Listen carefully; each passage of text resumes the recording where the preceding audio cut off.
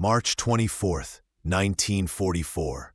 Stalag Luft III, Germany.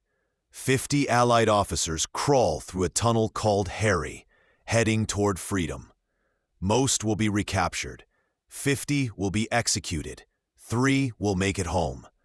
One man watches from the barracks, barred from participating because he's already tried to escape too many times. His name is Bill Ash, call sign Tex. This is his 13th escape plan. The guards know him. The camp commandant knows him. Every German soldier between Poland and France knows his face because it's plastered on wanted posters. But they don't know the most important thing. Bill believes escape is a state of mind. You're only truly captured when you stop trying to leave. This is the story of a man who never stopped trying. William Franklin Ash was born in Dallas, Texas in 1917. His father fought in World War I. His uncles had stories of trenches, gas attacks, and sacrifice. Young Bill grew up hearing about courage, duty, mud, death, and the cost of fighting. He was restless, climbing, exploring, breaking things. His mother called him a handful. His father, spirited. Teachers a problem. What he really was curious and stubborn. Told he couldn't do something, he had to do it. At 16, he joined the Civilian Conservation Corps. By 19, he enrolled at the University of Texas for law and journalism. But lectures felt like prison. Europe was burning. History was pulling him. In September 1939, Germany invaded Poland. Britain and France declared war, while America stayed neutral. Bill read the papers, frustrated. Europe was being swallowed by fascism, and the U.S. was sitting out. In 1940, he crossed into Canada and joined the Royal Canadian Air Force. Why Canada? Asked a recruiter. Because Canada's fighting. I didn't want to wait, Bill replied. Flying school was a revelation. Up at 15,000 feet, he felt in control. Assigned to 411 Squadron RCAF, flying Spitfires out of Digby, England, Bill loved the aircraft's grace, precision, and speed. He flew patrols, escorted bombers, and intercepted German fighters. He was trusted by his wingmen and praised for aggressive tactics. Yet he broke rules, flew low, chased targets alone, pushed engines to limits. You'll get yourself killed, warned his squadron leader. Not today, Bill replied with a Texas grin. For 18 months, he survived missions, shot down enemy planes, dodged flak, and brought his Spitfire home on fumes. On March 24, 1942, his luck ran out. During a fighter sweep over northern France, Bill's flight of 4 Spitfires engaged German Focke-Wulf 190s near Abbeville. The dogfight lasted 3 minutes, an eternity in aerial combat. Bill got on a 190's tail, fired a burst, saw hits, and pursued. Then another 190 attacked, hitting his Spitfire. Smoke filled the cockpit. The engine coughed. Oil sprayed the canopy. He had seconds to act, write it down, or bail. He jumped. The slipstream tore at him. The parachute deployed with a jerk. Landing outside Arras, he rolled, sprained his ankle, stunned, ears ringing. German vehicles approached. Soldiers surrounded him, rifles pointed. One officer spoke English. For you, the war is over, Bill thought. Like hell it is. He was sent to Stalag Luft, an interrogation center near Frankfurt. 2 weeks of processing followed. Personal information taken, contraband confiscated, casual questioning to extract intelligence. The Luftwaffe major was smooth, asking about Dallas. Bill gave only rank, name, and serial number. He was placed in a tiny cell, 10 by 6 feet, no windows, a bucket for a toilet, 1 meal a day, 3 days alone. Most men broke. Bill got angry.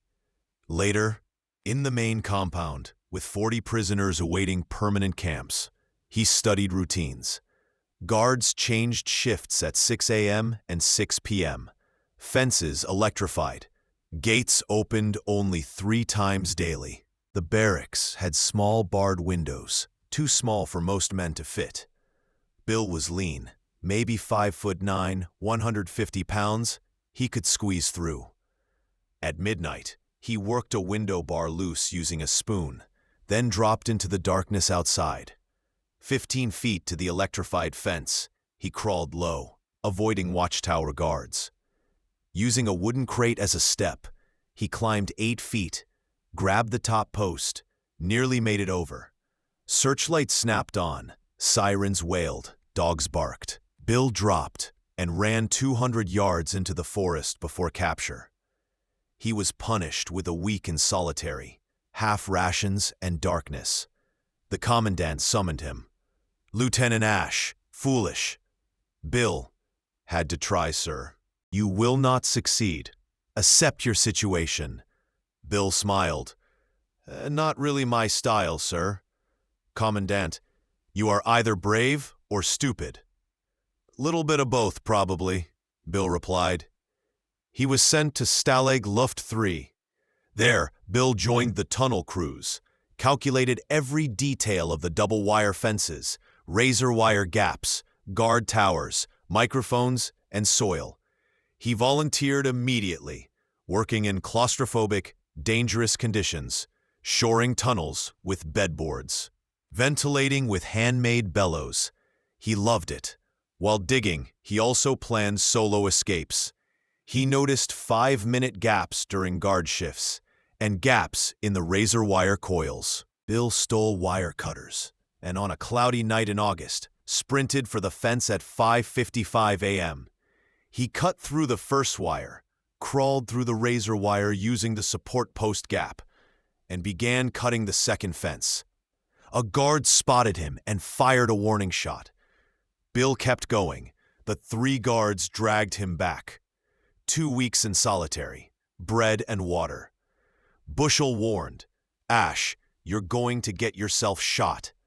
Bill replied, "Maybe, but I'll get out first." He continued working with the escape committee while planning his own attempts. He was unstoppable. The next attempt involved hiding in a civilian laundry truck with 2 others, Pat Langford and Eddie Asselin. The truck came twice weekly, checked superficially. They climbed into canvas laundry bags, waiting as dirty uniforms piled on top. The truck started moving. Guards stopped for a more thorough inspection and discovered them. Another week in solitary. The commandant, now frustrated, posted Bill's photograph at every checkpoint in Germany, declaring him the most wanted prisoner. Bill grinned. "Appreciate the publicity, sir." He refused to be discouraged. During winter 1942-43, Bill worked on Tunnel Dick while planning a new attempt over the fence.